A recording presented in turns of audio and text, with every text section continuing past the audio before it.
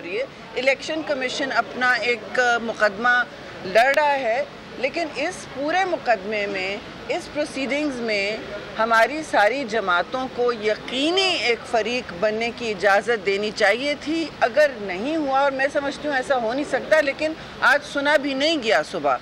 और फ़ारूक नाइक साहब ने पीपल्स पार्टी की तरफ से थे, सारी तंजीमें हमारी मौजूद हैं कोalition गवर्नमेंट की, उन्होंने कहा कि देखिए इसकी मेंटेनेबिलिटी पर जो डिस्कशन हो रहा है 3-4-3 या 3-2, ये बातें अहम हैं। और आप पूरे केस की बात कर रहे हैं तो अटॉर्नी जनरल भी खड़े हुए, फ़ारूक नाइक साहब भी खड़े हुए कि देखिए हमें अभी तक फ़रीक नहीं बनाया।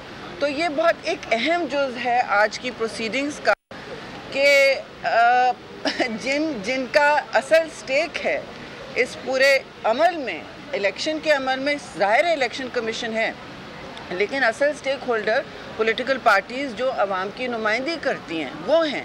और फिर पार्लियामान इस वक्त, जिस वक्त हम बात कर रहे हैं, बिल पास कर रहा है, लेजिस्लेशन कर रहा है, इसमें तसादुम की कोई कैफियत नहीं है। ये बल्कि एक बहुत पुराना, बल्कि 40 साल से, 4 दिहाइयों से ये पेंडिंग चीज़ थी। ये कोई आज के केस पर इसका कोई असर ऐसा नहीं होगा, लेकिन बात यह है कि हम अपना अपना इख्तियार संभालें। जो अदालत में हुआ है इंटरनल मैटर, तो उन्होंने फिर क्लैरिफाई भी कर दिया जस्टिस मंदुखी ने, लेकिन बात इतनी हुई है कि हम खुद कह रहे हैं कि अब मैंने और आपने तो नहीं कहा ना कि एक फ़र्द वाहिद फ़ैसले कर रहा है, बेंचेस बना रहा है। हमने तो अपनी बात कही है, हमने बार बार मांगा है जहाँ कोई डिवीज़न नज़र आ रहा है तो आप एक, भाई हमारी इस्तदा सुन लें, एक फुल कोर्ट बेंच बना लें। ये ज़ियाउल हक के टाइम से आपको याद है चेंज हुआ है, जब शहीद जुल्फ़िकार अली भुट्टो का ट्रायल तय किया था तो एक जज को रिटायर करने के लिए ट्रायल को कितनी लंबा मुलतवी कर दिया था। उसके बाद जब उन्होंने हटाए 2 जज, एक को बीमार हो गए, एक रिटायर हो गए, फिर जजमेंट शिफ्ट हुआ। जब जजमेंट शिफ्ट हुआ उसके बाद ज़ियाउल हक ने ये चेंज कर दिया कि सिर्फ बेंच जो है सुप्रीम कोर्ट का चीफ जस्टिस बनेगा, वो उनकी मर्ज़ी के होते थे। अब हमारा कोई नज़रिया इसमें ज़रूरियत का नहीं है जी, हमारा नज़रिया इस वक्त हक़ का है। जो पार्लियामान कह रहा है कि हम इस वक्त अपना हक़ मांग रहे हैं और पॉलिटिकल पार्टीज़ इस वक्त अदालत में अपना हक़ मांग रही हैं। मैं अब कैरा साहब से कहूँगी, मुझसे बेहतर बताएँगे। बहुत शुक्रिया। बीच में शरीर रहमान साहबा ने वज़ाहत तो कर दी। 2 छोटी छोटी गुजारिशात हैं। एक तो ये है कि इस वक्त मुल्क में एक हिजान है, बहुत गुस्से की कैफियत है, सियासी अमल में भी, इदारों में भी, मीडिया में भी, डिबेट में भी। तो हमें सबको इस वक्त की सेंसिटिविटी के मुताबिक अपने सांस ज़रा ठंडे लेने चाहिए और हमें हौसला करके दूसरे की राय को सुनना चाहिए। ये सियासी जमातों को भी करना है, हुकूमत को भी करना है, अदालत को भी करना है और मीडिया को भी करना, सबको। तभी जाके हम किसी अच्छे फ़ैसले पे पहुंच सकेंगे जो आज वक्त की ज़रूरत है। इस वक्त मुबाहिसा ये है कि क्या इलेक्शन मनसूख कर दिए गए हैं, इलेक्शन से फ़रार हो रहा है, या इस 30 तारीख को इलेक्शन का इनेकाद मुमकिन है कि नहीं। इलेक्शन का फ्री एंड फेयर इनेकाद, जिसकी वजाहत आज इलेक्शन कमीशन भी कर रहा है, हम भी बार बार कर रहे हैं, इलेक्शन से मुफर नहीं है। इलेक्शन कमीशन ने सिर्फ अपने तय इलेक्शन नहीं कराना। अगर इस वक्त मरदमशुमारी के अमल में फ़ौज और हमारी प्रोविंशियल गवर्नमेंट के जो मुलाजमीन हैं, पुलिस भी और उनके बाकी स्टाफ भी, वो जो इलेक्शन कराने के लिए सिक्योरिटी और दीगर ड्यूटियां देते हैं, वही अमला सारा लाखों की तादाद में इस वक्त जो सेंसस के अमल में शामिल है, क्या ये बात दुरुस्त है? और क्या इस अमले और फोर्सेस की अदम मौजूदगी में फेयर एंड फ्री इलेक्शन का इनेकाद मुमकिन है? सिक्योरिटी सिचुएशन भी अपनी जगह होगी, माली वसाइल का भी एक मसला है, लेकिन पहले तो टेक्निकली क्या इनेकाद मुमकिन है, ये काम जिसका है वो इलेक्शन कमीशन है, उसने जज करना है और इन्फॉर्मेशन उसने लेनी है उन इदारों से। ये जजमेंट अदालतों में नहीं होगी, अदालत के पास वो सारी डिटेल्स नहीं आएंगी, अदालत वो सारी मीटिंगें नहीं कर रही। हमें जो इलेक्शन कमीशन की जजमेंट है उसको आज़ादी से अपना काम कर देना चाहिए। हाँ, अगर ये है कि इनेकाद मुमकिन है, सेंसस नहीं हो रहा और ये फोर्सेस अवेलेबल हैं, तो फिर एक और सूरत है, उसके ऊपर मुबाहिसा किया जा सकता है। ये एक सीरियस इशू है। आज ये भी हमने देखा है कि इलेक्शन कमीशन के सीनियर वकील को आज अदालत ने अलाउ नहीं किया और उनके जो वकील हैं वो आज यकीनन अपनी बात कर रहे थे, लेकिन सीनियर लेवल पे उन्होंने अपनी आरा ली है। उन्होंने एक वकील को एंगेज किया था, लेकिन सवाल ये है, हाँ, इरफान कादर साहब को उनको सुनना चाहिए था। और आखिरी गुजारिश ये है कि सियासी जमातें तो इस सारे अमल में सबसे बड़ी फरीक है, क्योंकि दूसरी तरफ भी एक सियासी जमात आई है। एप्लीकेंट जो है, जिसने दावा किया है या जो मुकदमा लेके आई है, वो एक सियासी जमात है। और सियासी जमात का मुकदमा आप मियरली इस बुनियाद पे हमारी गुजारिश है ना सुने, उसमें सियासी जमातों को, जिस मुल्क की दीगर जमातें हैं उनको भी सुनना चाहिए। वो भी फरीक हैं, वो भी इसका नेसेसरी पार्ट है और उनको वो भी की नुमाइंदा हैं। ये जो इस वक्त एक तासर है कि एक ही जमात को अवाम का नुमाइंदा समझा जा रहा है, इसको मजबूत नहीं होना चाहिए। सो हमारी गुजारिश ये है कि अब हमारी आवाज़ें तो अपनी जगह, मीडिया की आवाज़ें तो अपनी जगह, बेंच के अंदर से उठने वाली आवाज़ें, और वो भी इतनी तवाना आवाज़ें, इतने ज़ोर से जो बात उठी है उसको ज़रूर सुना जाना चाहिए।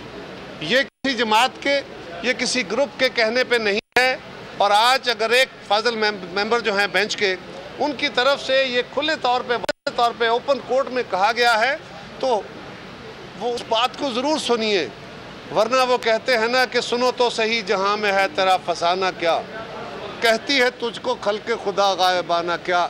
हमें भी इसको ख्याल करना है, क्योंकि खल्क़ क्या कहेगी, और अदालत को भी करना है, मीडिया को भी करना है। हम सारे इस अमल में रहेंगे और इंसाफ का तकाजा भी ये है कि, और ये जो आज इस वक्त लेजिस्लेशन हो रही है, कल कैबिनेट से बिल पास हुआ और ले हुआ, उसमें भी गुजारिश ये है, उसकी टाइमिंग ऐसी है कि कहा जा रहा है कि शायद हम अदालत के कोई पर काट रहे हैं, अदालत से लड़ाई शुरू हो गई है। ये वो मुतालबा है जो एक तवील अरसे से वकला की बॉडीज़, सियासतदान नहीं कर रहे, वकला की बॉडीज़ कर रही हैं कि फॉर डिस्पेंसेशन ऑफ जस्टिस ये बहुत ज़रूरी है कि बेंच की तश्कील या जो रूल्स के बारे में लॉ बन रहा है, उसके ऊपर इस ख़ास वक्त में आज हम तो नहीं रोक रहे, अदालत के अमल में मुदाखलत तो नहीं कर रहे, हम अदालत के मुकदमे में इंटरप्शन तो नहीं कर रहे।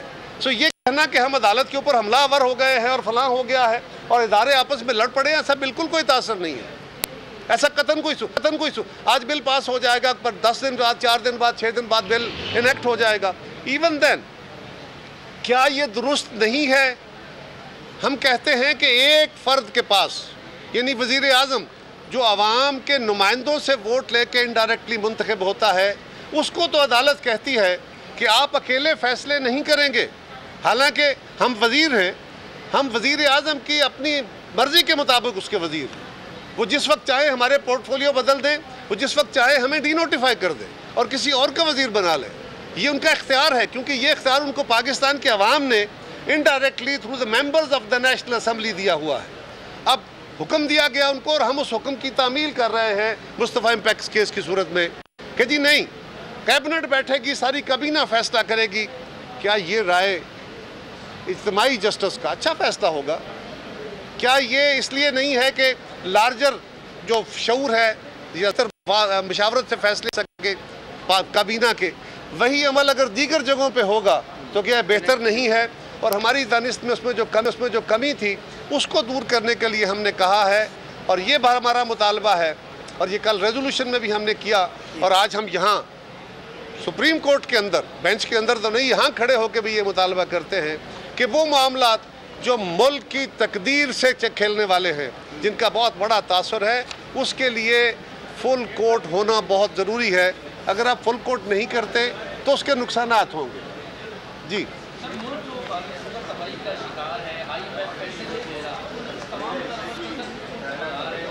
आ जाओ शेख साहब, आ जाओ। अच्छा जी आप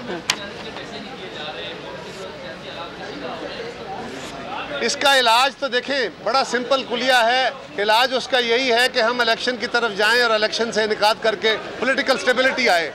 मेरा आपसे सिंपल सवाल है, क्या मेरा ये सवाल सबसे है कि क्या 2 सूबों में इंतखाब के बाद अगर वो 30 को भी हो जाता तो क्या सियासी इस्तेहकाम आता या लड़ाई बढ़ जाती?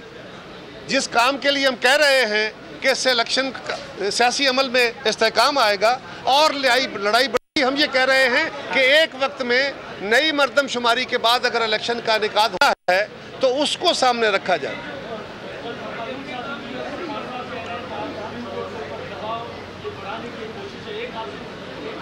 कतन नहीं है, उसका इस केस से कोई ताल्लुक नहीं है। इससे अभी मैंने आपको नादिर कहा कि इस केस से ताल्लुक नहीं है, क्योंकि इसका आज 1-2 दिन मैक्सिमम, हम तो नहीं कह सकते बेंच कैसे चलेगा, कब प्रोसीडिंग्स होंगी, लेकिन अभी सेनेट में बिल जाएगा, उसके बाद वो कानून बनेगा, उसका टाइमिंग ही ऐसी नहीं है जी।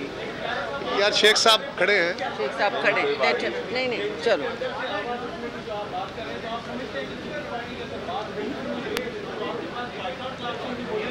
देखिए बायकॉट कोई ऑप्शन तो भी ख़त्म नहीं होते, लेकिन बायकॉट को अच्छा ऑप्शन नहीं होता।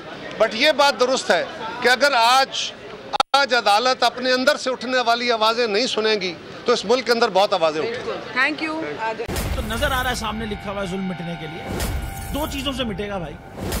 एक, अदल की कुर्सी पे जो लोग बैठते हैं ना, वो अदल के हिसाब से फैसले करने लगे। दूसरा, कौम निकल खड़ेगी उस जुल्म के खिलाफ, तो जुल्म खत्म हो जाएगा। या इन दोनों में से कोई एक चीज हो जाए या दोनों हो जाए। अगर 420 का मुकदमा था, उस वक्त अदलिया में जो लोग बैठे हुए केस देख रहे थे वो पूछते ना, यार चीट हुआ कौन है? जब उनको दिखता कोई चीट नहीं हुआ, केस खत्म कर देते। तो जालिम जुल्म कर ही नहीं पाता। 9 जजेस ने नोट बिफोर किया मेरे केस को, यार 1.5 साल चला। शख्सी जमानत का केस, सेम केस इस्लामाबाद में कर दिया। एक ही इल्जाम पे 2 केस हो नहीं सकते भाई।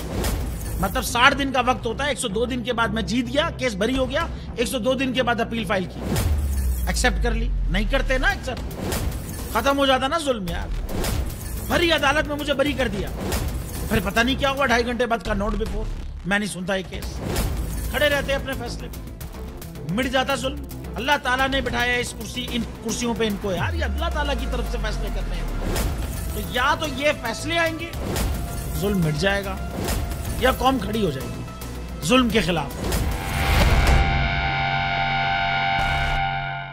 सुप्रीम कोर्ट के मंसूर अली शाह साहब जस्टिस एक ऑर्डर पास किया उनकी बेंच, और उस ऑर्डर के अंदर उन्होंने बड़ा क्लियर बता दिया कि जी बरियत की जो दरखास्तें हैं वो कब कब लगेंगी। उसमें से एक वजह उन्होंने बताई कि जी जब कोई क्राइम ही ना हुआ हो तो बरी कर दें, ताकि अदालतों पे बोझ ना रहे, वो केसेस चलते ना रहे। सुप्रीम कोर्ट ये मिसालें कब बनाएगा? ऐसे लोगों के खिलाफ जो इस तरह की एफआईआर काट रहे हैं, वैसे ऑफिसर्स, और ऐसे लोग जो इस तरह के केसेस को जजेस चला रहे हैं। रहमत का महीना आ गया है, बख्शिश का सफीना आ गया। होगी मुलाकात उलमाए दीन से, जो देंगे इत्तेहादे बैनुल मसालिकीन का दर्स। जिक्र होगा अंबिया कराम, रमजान की स्पेशल ट्रांसमिशन रमजान में।